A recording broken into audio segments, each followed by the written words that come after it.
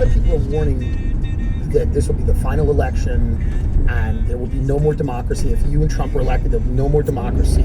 It'll be the final election. And these are good people. This is Goldman Sachs, this is the Cheney family, this is, a lot of defense contractors.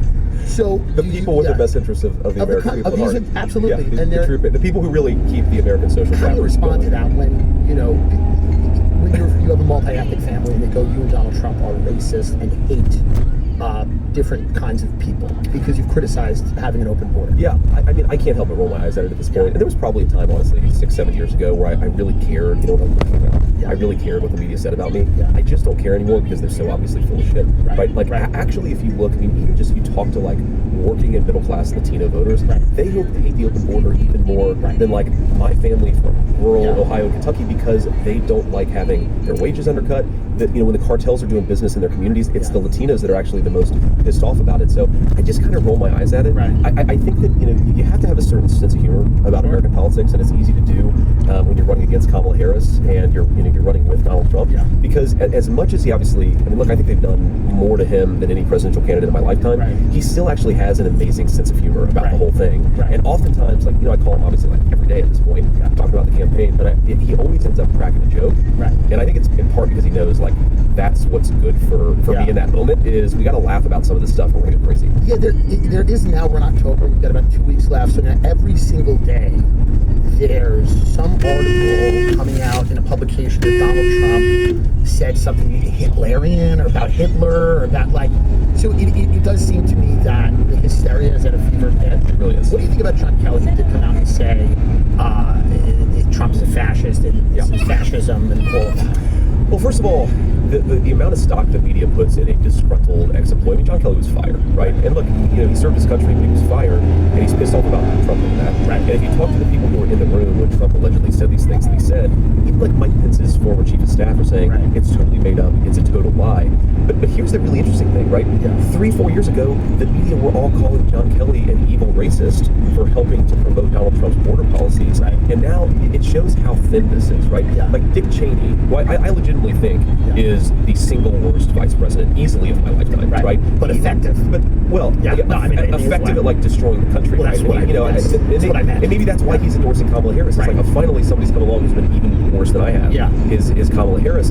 But the fact that the media now pretends that he's some hero of human rights, that guy was a disaster. Right. I mean, we invaded Iraq. We invaded, the 20-year quagmire in Afghanistan. All of these Americans who lost their lives, who lost their limbs, that was because of very stupid leadership. And now we're going to forget about it because the media hates Donald Trump. It's the most insane thing I've seen in politics.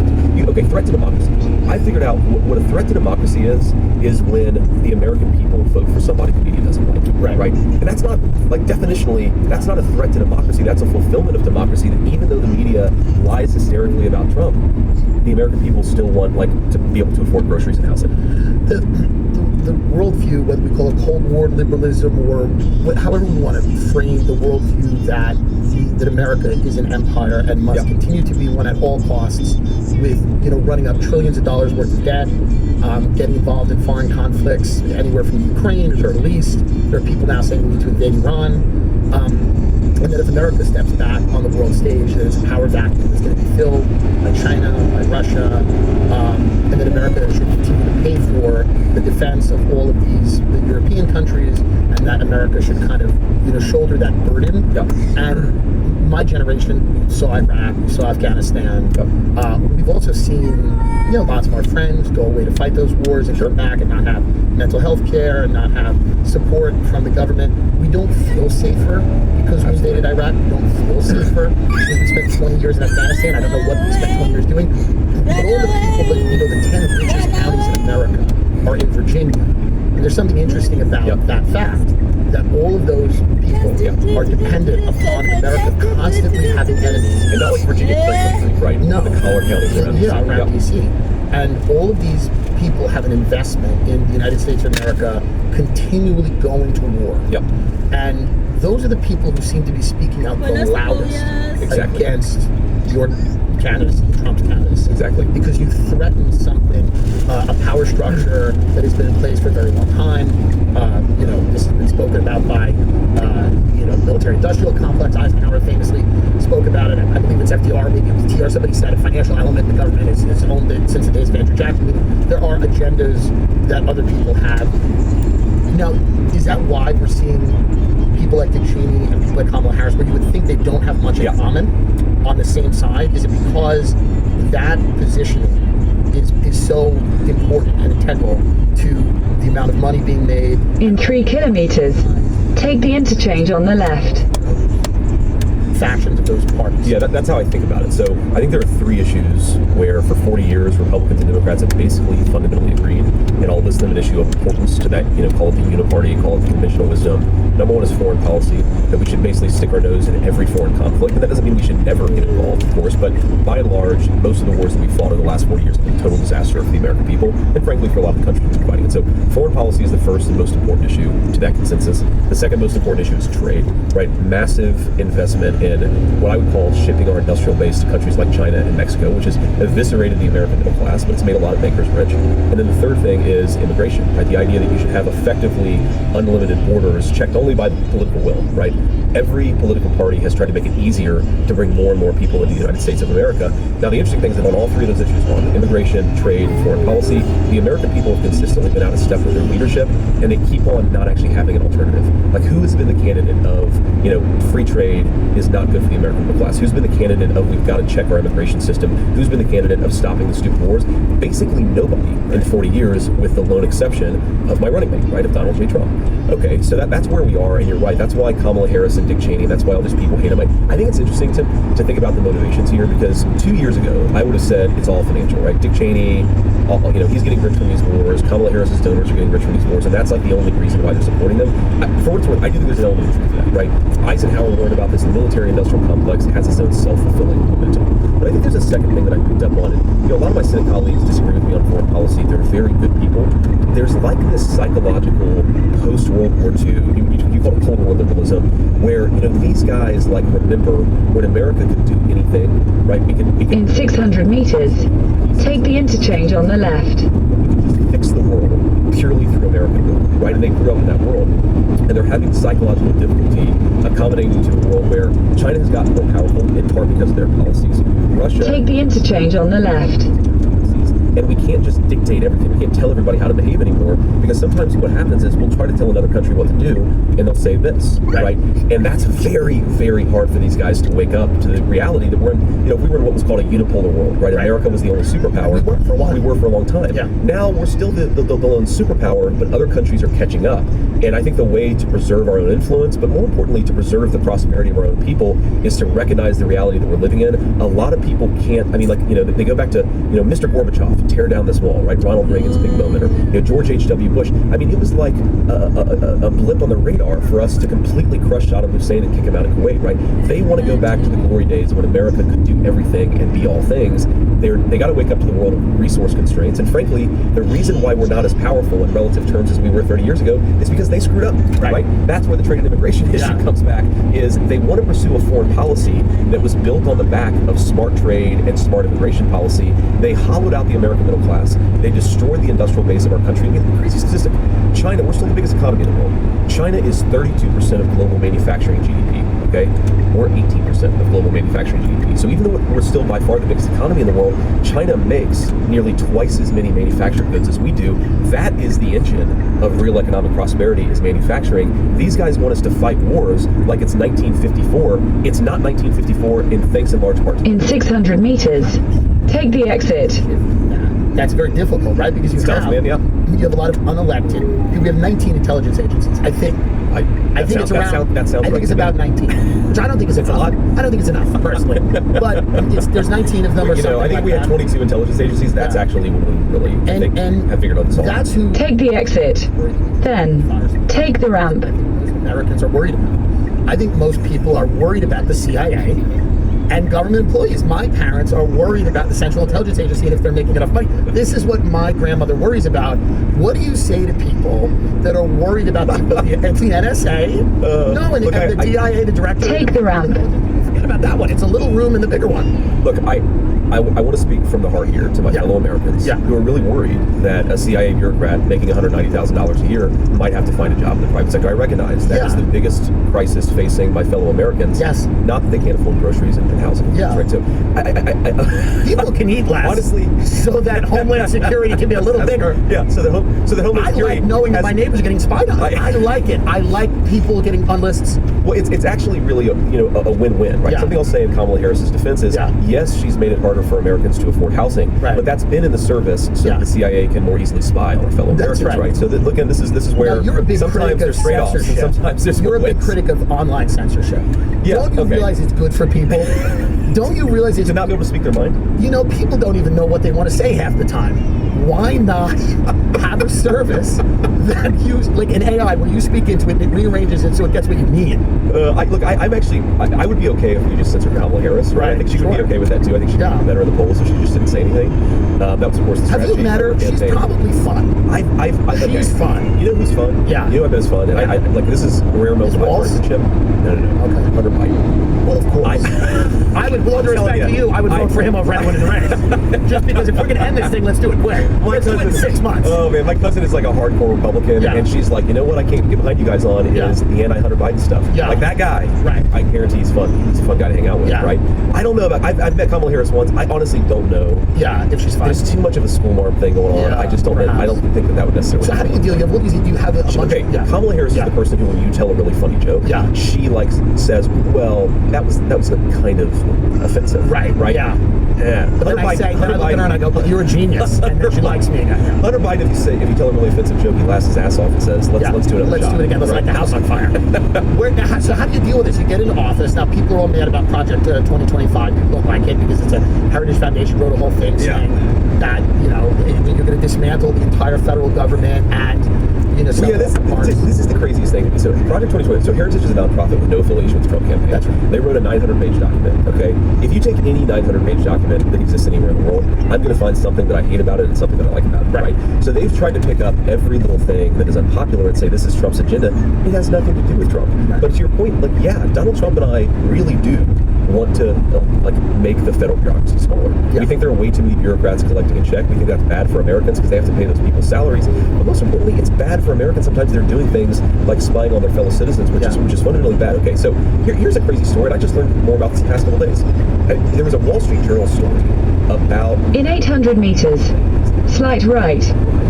AT&T networks, okay? You probably didn't see the story, didn't make a whole lot of waves. My understanding is that part of the infrastructure that they hacked into was built on top of surveillance systems that were implemented in 2001, Patriot Act style stuff. So slight right. An element of that, and rightfully so. I don't want American citizens to be spied on, but the more important in some ways is we're creating a backdoor in our own technology networks that our enemies are now using. That's crazy. And again, no one is going to accept responsibility for it. No one's going to say, oh, we screwed up, let's do something different. This is the biggest problem I have. Like, all policy disagreements aside, the refusal of people to take responsibility and say, you know what, I screwed up. Okay? That is the biggest thing that's messed up about American government politics. Like, look, I had a lot of friends when I was 18 years old. What the hell did I know? I supported the Iraq War when I was 18 years old. Me too. I feel bad about that. Yeah. I genuinely feel bad that as a high school senior in Middletown, Ohio, who then enlisted in the United States Marine Corps, I did my part, I feel bad about it. Yeah. There were people in Washington. I stopped short of that. I was I supported it in backyards, yelling, watching a lot of Fox, but I stopped quite short of it. Man, we all have to serve. Do our own to serve in our own roles. We all have a part to play. But the guys who pushed it, they're still collecting multi-$100,000 a year salaries. They're on MSNBC. They're on MSNBC. Yeah. They still have influence, and they've never said, we screwed up.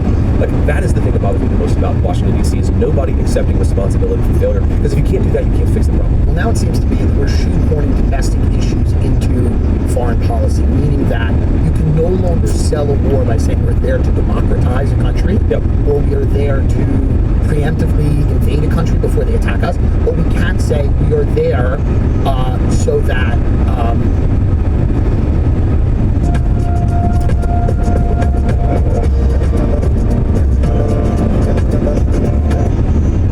drag queens in whatever in Russia can have more of a say. way. Well, you asked why we were in Afghanistan for 20 years. It's like because the Afghanis really need to learn about gender studies and the importance of the non-binary gender approach that we have in the United States of America. You think I'm kidding? Yeah.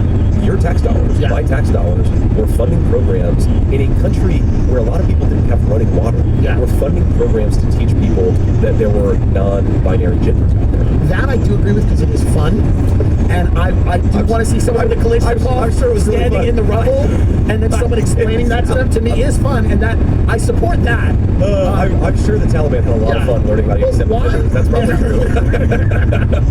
Why can't the 7-year-old consent to a life-altering medical surgery? Is it because you guys are fascist? I don't understand. Like, why wouldn't you allow an 8-year-old to fully transition? Not only that, but they want us to use their tax dollars to try to force other countries to follow this ridiculous pathway. Yes. Which, by the way, like I know a little bit about your politics, and you're pretty libertarian. Like, this is actually something I agree with the old guard left about. That we should be, whether it's in defense or whether it's in the medical industry, we should be worried about when a profit-motivated entity tries to manipulate government policy. Right. And right now we have pharma companies making billions of dollars off of cross-sex hormones for children. Right. And nobody on the left is like, that's kind of weird that the very people who are getting rich off of this are also lobbying the American Medical Association and the U.S. government to force this on American citizens. It should have, I think, it should have stopped. The show Glee was great. Everyone was singing, and everyone was happy. No, it truly was. And, like, people weren't, it wasn't so contentious, but then it got to a point where somebody like me, who's been a gay, out of the closet person for 15 years, I'm going, why in God's name would a 5-year-old, a 7-year-old, a 12-year-old, a 14-year-old be taking puberty-blocking hormones, be transitioning, be leave kids alone, leave people alone. It's very simple. A lot of gay people feel that way. There are trans people that feel that way. There are people all over the spectrum that feel that way. None of them are ever listened to. Yes. It is the most extreme, loudest voices in that movement that are listened to. Well, what really radicalized me on this issue was I was actually talking to a friend who, like really disagrees with my views on transgender politics, and I mean, frankly, like kind of rejected our friendship because I came out against I came out in support of banning gender transition for minors during my Senate campaign. And like what really radicalized actually is during that conversation, she said something to me that I was like, wait a second, is this real? And she said the hormonal therapy for minors is totally reversible, right? So the way they sell this is it just delays puberty. But then if you stop taking the drugs, everything resumes as normal. That is totally and profoundly false. It can't be true. There's no way that's true. When I heard it, I was like, that sounds totally effing crazy. Yeah. It turns out also, it is actually crazy. Also, not a great policy. Yeah, exactly. Yeah. If it was true, probably not good. Even if it was true, probably not good because, like, you don't want 30-year-olds going through puberty, right? Yeah. But, like, even if it was true, problem, but it's not true. Yeah. Like, kids have permanent sexual dysfunction, permanent, like, serious health problems. It's terrible. They take this stuff, it's just totally predictable. Like, again, one of the lifelong, the humanity-long lessons we should take is that when we intervene in things in unexpected ways, whether it's a war or trying to interrupt the biological process, we very often screw up, right? You need evidence before you really do something like this. I don't know how we got in this country to why can't a 9-year-old girl have a beard? I don't know where from Glee everyone was gay enough, perhaps too gay, and then it went to a place where it was crazy. So okay. I've actually heard this. I'm not a gay guy, but I've heard this from gay friends of mine. Man, damn it! You want to talk about virality? I'm talking about going viral. Yeah, that would have made some headlines. Do you think you know who will win the presidential election, or how many seats the Democrats or Republicans will win in the House or Senate? Well, there's finally a legal way to bet on the outcome of these elections via a platform called Kalshi. Kalshi is the first legal exchange where you can bet on any event, including but not limited to elections. Kalshi went to court and won legal approval for election betting for the first time in over 100 years. You have markets on who will win the presidential election, who will control the House and Senate, who will win swing states and more. Kalshi is already being used by over hundreds of thousands of people and has facilitated over $1 billion worth of trade. Let's take an example. Right now, Trump and Kamala are trading at about 50-50, meaning if you place a bet on either, it will double your money if you end up winning. That's pretty good. So put your money where your mouth is and sign up using Kalshi.com/Tim. I love this site. I love chance. I love speculation. I make a lot of predictions. A lot of them come out true. I'm using this site to make lots of money, and I think you should too.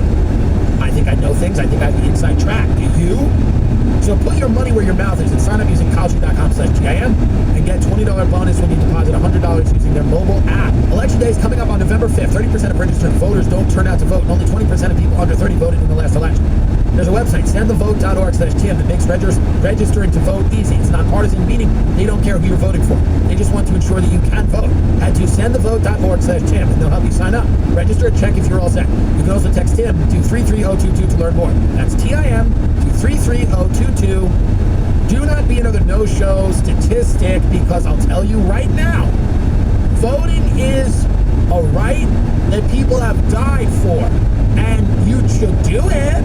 And you can go to this website, sendthevote.org/Tim, and it makes registering to vote easy, because you know what wasn't easy?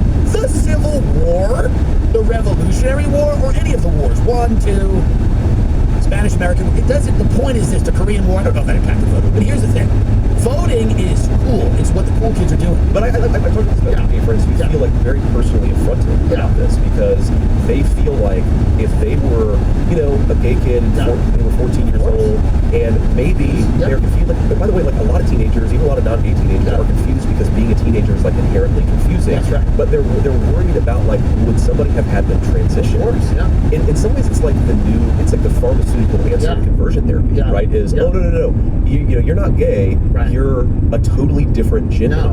The other thing I don't get about this, man, like the inconsistency here is crazy, where they want to simultaneously tell me that the gendered binary is screwed up, that male and female is way too simple, that there's all this crap in the middle. But like when you have a person go on cross-sex hormones, they put on super petite dresses and high heels, and they act like the most stereotypical version of a girl, a male transitioning to female. It's like, okay, well, wait a second. Is the gender stereotypical binary bad, or is it actually good? Because every time somebody takes these hormones, they start acting like Dylan Mulvaney. No, what happens, I think, when we've allowed the debate to be defined by a very extreme portion, who it's not about logic, it's about people throwing tantrums and people going, you have to agree with me, I'm going to compel you to agree with me. Absolutely, kids should be left alone. My parents were boomers. I was ignored. I was left alone to do, whatever. And, perhaps that's not great, but we shouldn't be telling... You turned out okay. I turned out fine. I'm not the vice president, you know what I mean? But, I have a Rolls Royce. So here's, but the thing is... I think you're winning at that trade-off. I can't even drive it. We'll see. But it's going to get blown up soon.